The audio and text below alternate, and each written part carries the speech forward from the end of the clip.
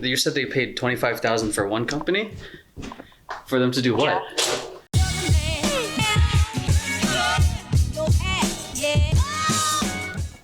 To do their website, and I'm not sure what else, but to promote, but they felt like that was not worth what they got, like what they paid for. Jesus. So do they want one-on-one coaching, or do they want a done-for-them service, or do they want a combination of this is how we're doing it? I think they want a combination of this is how we're doing it, but ultimately what pays better is going to be the one-on-one coaching for them. Yeah. Because it's a higher thing for them. Yeah, it would have to be separate from like our meetings with them. Because if they're going to be involved, I'm guessing they're going to want to meet at least every other week. Like. Yeah. Yeah. She said they had meetings with the companies, weekly meetings, but it was still like. They just didn't feel like their comments and concerns and stuff, their voice was being heard when they did talk to them. There was still things that they wouldn't change, is what she said. Really? She brought it up. I know for sure that this happened for a reason, and that's like, all right, we gotta jump in on this one because they're. Yeah, I mean, let's try to aim for like Friday at 8. Let's see what we can, for a Google Hangout, and then we'll talk a little bit more, and then we'll put together a proposal. Hopefully that good one. So good start off to the week. Tomorrow I'm meeting up with. We're going to be meeting up with him around 11 because he's interested in us marketing his app, just aside from his YouTube channel. So he wants more installs on it. Busy morning than I thought, and then I had a phone meeting with a restaurant that we can potentially work with, and as you heard, me and Gabby talking on the phone for another prospect client who was being overcharged from another agency. And I really wasn't planning on vlogging this week at all, but there's a handful of meetings now that I'm looking at my calendar that's going to be happening, and it's also Jordan's spring break, so I don't know what exactly is going to happen, but I'm going to keep the camera rolling for whatever I can. All right, so beach day with JoJo. This is like a little bit of almost a last minute trip. I dropped the iPhone in the sand. This is one of the reasons why I'm glad I started. This is one of the reasons why I took that leap to start my own thing. So I can do this when Jordan's on spring break, work as much or as little as I want, but because it's something I love, I work a lot. But I'm gonna do this so I can just hang out, baby Ganix. Let's go back to the water. Okay.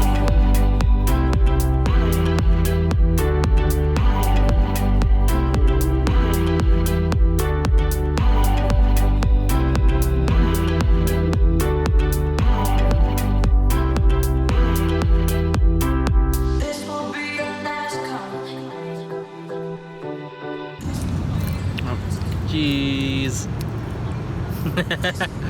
Jeez. Please. Jeez. Jeez. Jeez. 2 o'clock.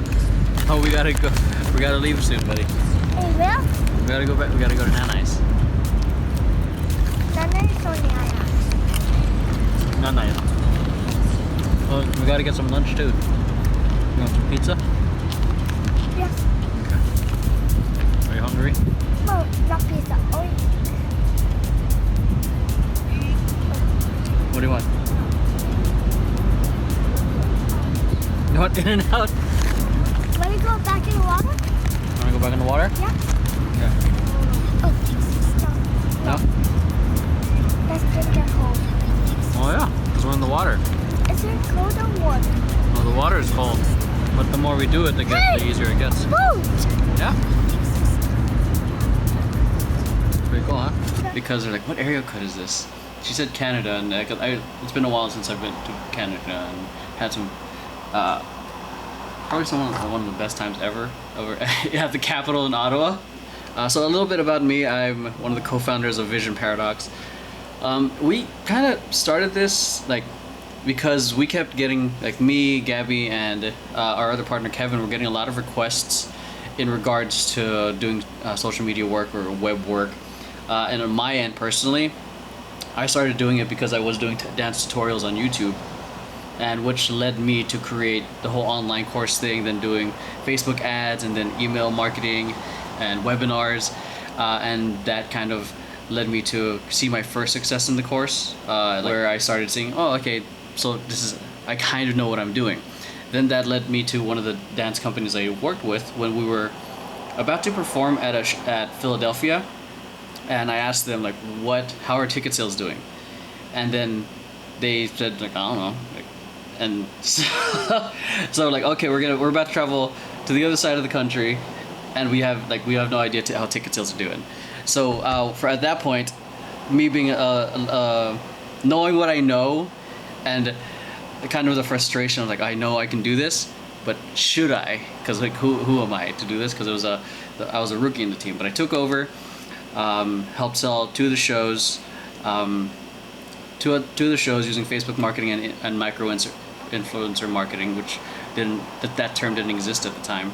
And then sold out the show, and then as more requests started coming in, that's where I talked with Gabby and Kevin about starting Vision Paradox up, and then we're here now. We've had an opportunity to work with comedians, like comedians like Maximini, Omarion, and several startups and tech companies. So I don't know. I obsess over how creative captures the attention, engages people, and that's what I love, because that's engages people and then gives the instant feedback. And then it's also being objective about it, because I know a lot of people can be obsessed with vanity metrics, but it's using those metrics as feedback to create something better. I hear where you're coming from, because it's like there's me where I share the information, but also there's the brand. I think for me, I always say you can do both, because you as the personal brand allows you to have leverage. Like, oh, okay, I don't want to speak about this particular topic anymore. I want to start talking about carpentry next week. That's the leverage of your personal brand of Bonnie Leota. You can talk. You have flexibility to talk about whatever you want. With Learn to Speak Kid, it's very, very niche, and if people are looking for that, people will find it on this page, and it'll be consistent in terms of the messaging, in terms of the content. So and then with the personal one, it gives more flexibility in terms of not just like the brand or topic any way you want, but it can also be as personal as you want. So, but for this, I like that you're showing video. We can definitely put it there, but a lot of people are more focused. So if you're gonna market here, we have to make sure everything we do is visually appealing. Not appealing where it's like a photo shoot, but it has to capture the attention within the first 3 seconds. So like, because we're competing against fitness people with models and all that stuff. So like the question is like, how does one stand out with that? Okay, so this is how I I would approach running the ads. Remarketing ads is targeting people who've seen your previous content. How I approach it is like, find your best performing content on YouTube, both on YouTube and Facebook, to a cold audience. Anyone who's engaged over 50 to 75%, I would create a custom audience to that, which is like, it focuses on that specific group of people who watched it, and then I would run a remarketing ad for that, but with a specific either call to action or another piece of value content. But so second tier would be focused on continuing the relationship, and then after that, because there has to be, like, for some businesses or a lot of people have to have multiple touch points before they convert, and then we get the best engaged 50 to 70% of that group of people. And then the third piece of content or remarketing would be much more of a hard sell, like, hey, I'm running this program, hey, join my group, hey, get this product. We can create a multitude of different multiple versions of the creative, changes the copy, and that's the advantage of it. We don't have to overthink on the creative. If it's like, oh, this type of person needs this, we can create the content, the creative for the ad, and then run it towards them.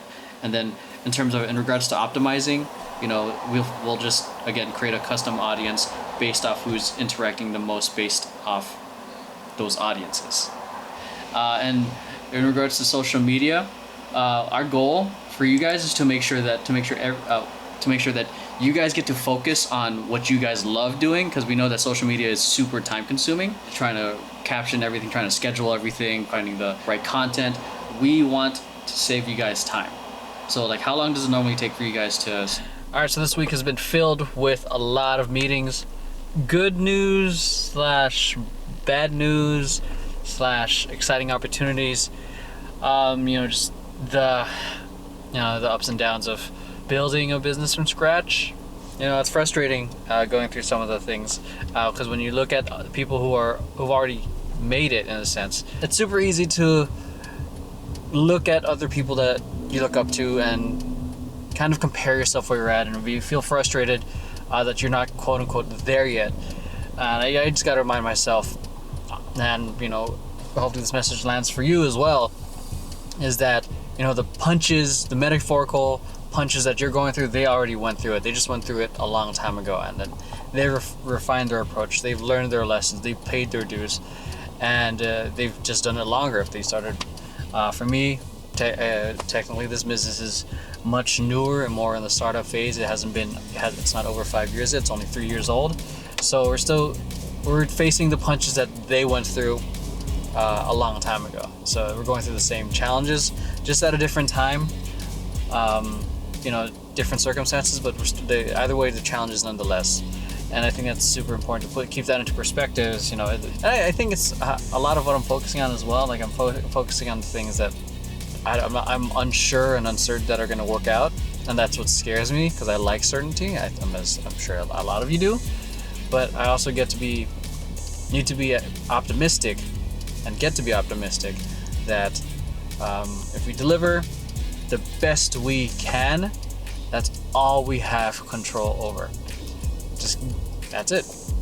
Give it your best shot, and if things move forward in a direction you want, cool. If they don't, you shift and find a way to keep things moving forward in a direction that works out for you and for everything else that's important in your life.